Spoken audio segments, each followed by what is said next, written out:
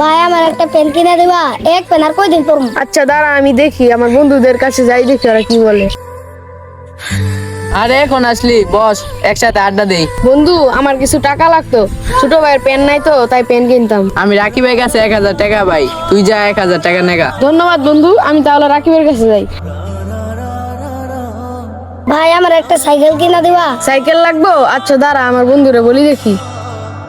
বন্ধু, আমার ভাই না একটা সাইকেল কিনা চাইছে, আমার কাছে তত টাকা নাই, তুই কিছু টাকা দিবি? আমার কাছে তো এখন টাকা নাই, এই ফোনটা নিয়ে বিক্রি করে তাও কিছু টাকা পাবি। ধন্যবাদ বন্ধু।